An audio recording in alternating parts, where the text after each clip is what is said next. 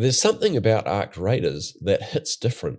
During Tech Test 2, the gaming world suddenly took notice. How did this game, from a core team of just 60 developers, go from the tricky move of a game that switched genres during development to becoming a top 6 wishlisted title on Steam? Some great content creators have already given you a taste of why. But that's only half the story. The biggest secret ingredient to Arc Raiders' likely upcoming success is a much older one. It's the same ingredient that's been a pillar of captivating storytelling for centuries. Having followed Arc Raiders from the start, I've had a lot of time to think about this. Here's my take.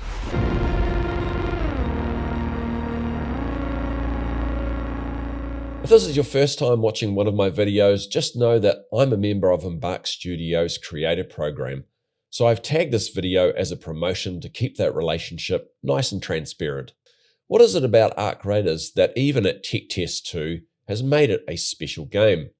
Maybe even one of the most special games that's going to be released this year. You might point to the varied PvE combat against a variety of drones and ground-based Arc machines. Or maybe it's the visually stunning maps and the exploration of the detailed landscapes. Perhaps it's the ebb and flow of battles against other squads, where the choice between pushing and backing off to heal puts the round on the line. Then there's the accessible gunplay, which isn't overwhelmed by dozens of weapon attachments or ammo types. And for newcomers, the forgiving progression that lets you advance even after a failed extraction. And of course, there's the utterly sublime soundscape created by Embark's talented audio team, as highlighted by this video the devs recently uploaded, which, by the way, appears to reveal the name of a new map as the Blue Gate, which sounds intriguing. While all of these things are vital to making Arc Raiders a good game, they don't explain why it feels so special. The real reason for that runs far deeper than polished mechanics or stunning audio visuals. It's a foundational truth about human nature and storytelling that we've been drawn to for centuries, and it's built into the very core of this game. Some of the greatest stories throughout history have been tragedies. From the Greek classics and Shakespeare's star-crossed lovers Romeo and Juliet to cinematic epics like Titanic and A Star is Born. These stories know that we are not only drawn to tales of triumph, but are perhaps even more captivated by those of tragedy. They tap into a profound and ancient understanding of human nature, an understanding that is a pillar of captivating storytelling. The human attraction to tragedy, often called the paradox of tragedy, has intrigued thinkers for centuries. Aristotle proposed that tragedy allows audiences to experience catharsis, a cleansing of emotions like pity and fear. Psychologists offer more modern insights, suggesting immersive tragedy provides a safe space to connect emotionally. We experience difficult emotions like sadness and empathy vicariously without actually having to suffer the real-world pain. Consuming these stories also encourages us to reflect on what is truly valuable in our lives. And some philosophers even propose that our pleasure comes not from the feeling of sadness itself, but from viewing our own compassionate response to it. When we cry at a sad movie, we are pleased to discover that we are a compassionate and empathetic person.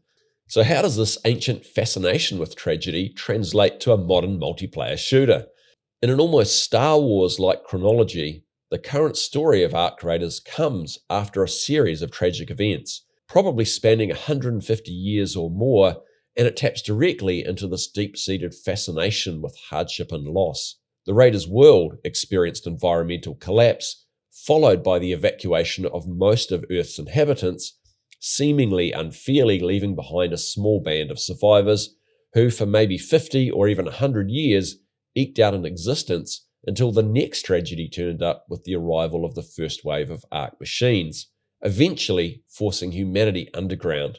During the latter part of this history, our main character, Celeste, presumably loses her family as well, before finding a home in Speranza, an outpost of humanity that she would eventually come to lead. This isn't just backstory, it's a classic tragic narrative, a modern myth built on the ghosts of a broken world. Arc Raiders gameplay is no longer just about winning and losing, it represents a small act of defiance against a tragedy that has already happened. Every time you enter the Buried City map, you aren't just scavenging for loot. You're physically moving through a graveyard of your ancestors' existence. That faded photograph isn't just a trinket for your home, it's a poignant reminder of a life that was lost. The gameplay loop of risking everything for a little bit more isn't just a mechanic, it's a modern interactive retelling of a tragic myth. This subsistence lifestyle of your raider ranges between the grounding lows of failing to extract if you're taken out by Ark or other raiders, or those hopefully rare occasions where you make the mistake of losing track of time, leaving yourself too little to traverse to an extraction point, to the relative high of making it back to Speranza with a backpack full of loot that will hopefully allow you to gain a small advantage over your human and mechanical adversaries the next time you venture topside. The endless loop of raiding and extracting becomes an almost Sisyphean task. You're constantly working to maintain a sense of choice and keeping your workshop going, and those times you don't make it back carry an emotional weight from ending up worse off than you were before the round. Tragedy blankets every part of the game's lore and environment, but brief moments of humour, either written into the game or that develop naturally between us and our squad mates, and sometimes even our opponents, act as a palate cleanser, misdirecting us momentarily like a skillful illusionist before we face the next lot of deserted buildings and raider camps, or our own failure to return from topside. Inevitably, the game also forces you to make questionable moral choices. Watching two squads battle from a distance, you have to decide if you'll leave them be or wait for the perfect moment to strike and make them all losers.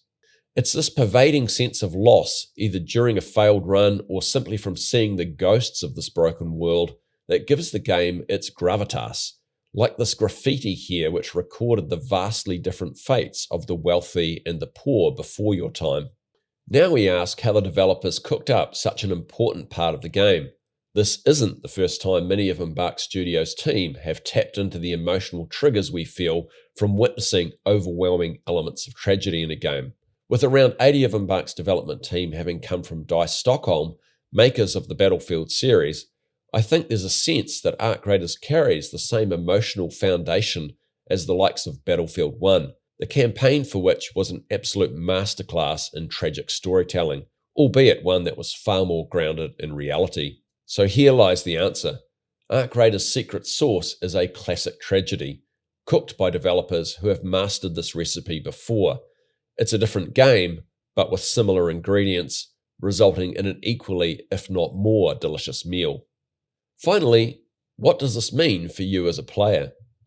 Even if you're the kind of player who normally skips cutscenes and focuses on the action, I'd encourage you to let the tragedies that underpin this world's story sink in, even just a little. When you're out there fighting, consider the weight of the losses that have come before you and what your character is truly fighting for.